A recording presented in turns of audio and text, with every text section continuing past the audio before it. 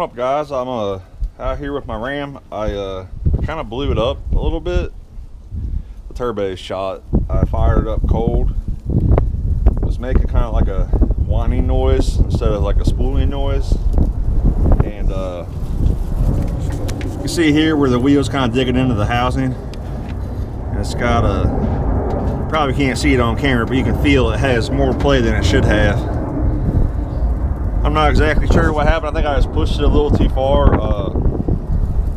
It does have the bigger 62mm wheel, so it can make more power than a stock turbo, but a stock turbo, they're only good for like 300 or 400 horse tops probably, and it's probably pushing this one a little far. It lasted about 13 months, driven every day, so I mean, it did pretty good, but I don't know if I overspun it or exactly what was the cause of it. I'll tear it apart once I get it out of here. But this is my daily, and I don't have anything else to drive, so I need to swap the turbos on it. Luckily, I have a couple laying around here in the garage. My garage is quite messy, but it'll be okay. So I have stock HX35, and then I have this big monstrosity here. This came off a semi truck. I've actually had that on a truck before, but I'd have to custom make a downpipe and stuff. And it's been pretty cold lately. The highs are in like the low 30s. It's a lot of the days in the 20s, and that's too cold to be messing with this stuff. I'm just gonna get it back running again, and then maybe I'll upgrade to that bigger one later. So I'm gonna go ahead and pull out this old one and see if I can't get that new one in here pretty quick. So I already took off the band clamps back here for the downpipe. There's actually one here for the compressor housing too. This is actually a 94, so it has it's called a WH1C. It's a lot like the HX35, but it has this clamp instead of it's almost like a snap ring on the HX35.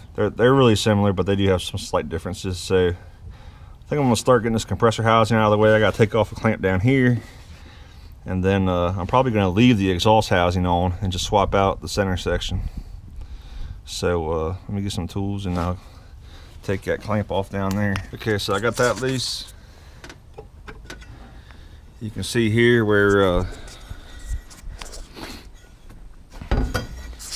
was rubbing. There shouldn't be any contact at all between those. And because of that, it tore the fins up here.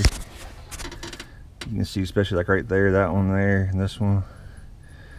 They got ground down pretty good. It still spins free, but it's got too much play in it, and it's rubbing the housing, obviously. So I guess the bearings in there are shot, I guess.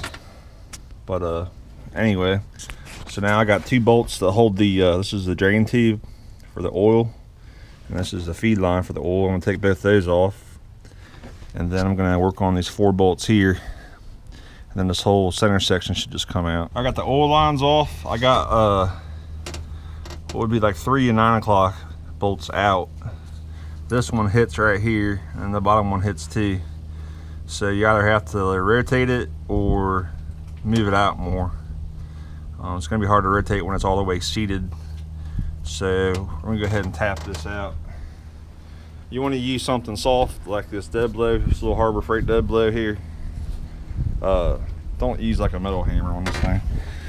But if you can look, I've had it out before, and there's that silver in there, that's anti-seize. So hopefully that makes it come apart a little easier. I didn't realize my hammer was so muddy. Get that off there. All right. Yeah, it comes real easy. Now the bottom, I don't really have a place to swing, so I might just take, looks like maybe if I wedge in between these 2 things, maybe I can pry out the bottom. Yep, that worked pretty good. So now I can screw this out more.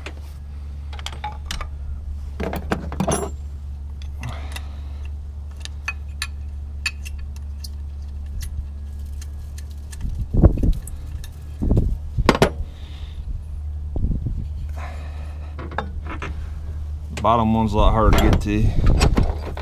You just gotta do a little bit at a time. My wrench is also ground down a little bit to fit in there a little better. I didn't do that specifically for this, but the ground down one seems like it fits in there better.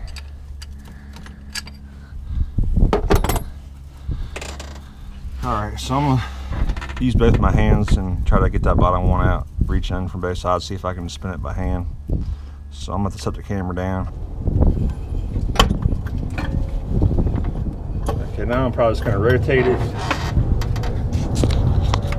If you rotate it, then this stuff gets out of the way and you can just unscrew it. So, makes it a little easier. You can get your hands in there.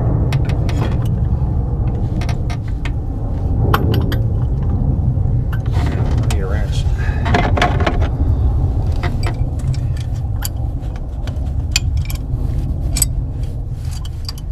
It acts like it's about ready to fall out, but I can't quite get it with my fingers.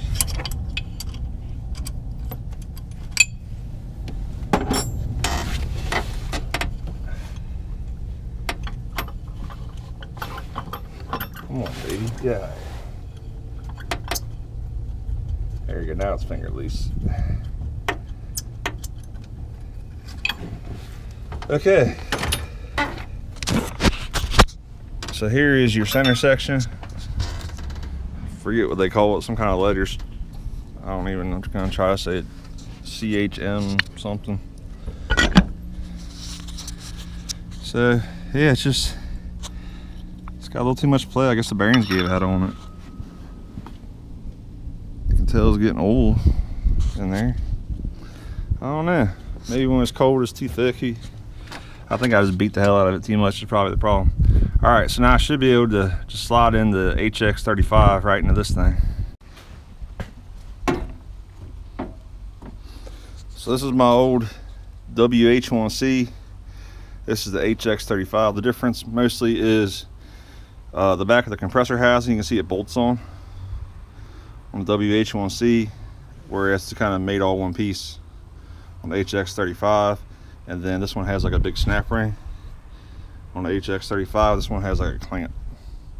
So that's pretty much the main difference. I'm not sure if the wheels are, I think they're pretty much the same size. So as it turns out, the two turbos, they're not actually compatible with that exhaust housing. The HX35, about 69 and almost 60 right there. This one 67 and 59. So this bigger wheel's not going to fit into this housing, so I got the housing too, so that's not a big deal. I'm going to swap housings also. I was hoping I could just throw it in this one because I actually have some modifications to this housing, but that's all right. I took the 3 off already. I just got finished taking this one off, and then we'll have to just swap the entire turbo.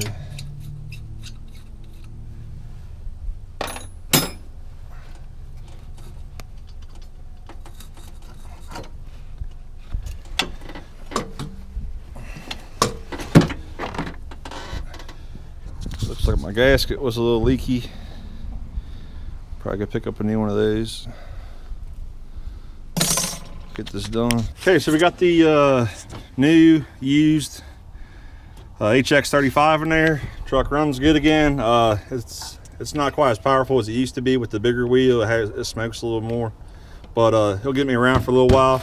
I'm probably gonna take the old turbo and probably send it out, maybe even have some bigger wheels put in it. So or I actually have another large turbo I might put on too. I'm not exactly sure what I'm gonna do. I kind of like the whole stock look thing, so I might have to send out that original turbo for some bigger wheels and machining and stuff. But that's my video, and I hope you enjoyed it, and I'll catch you guys next time.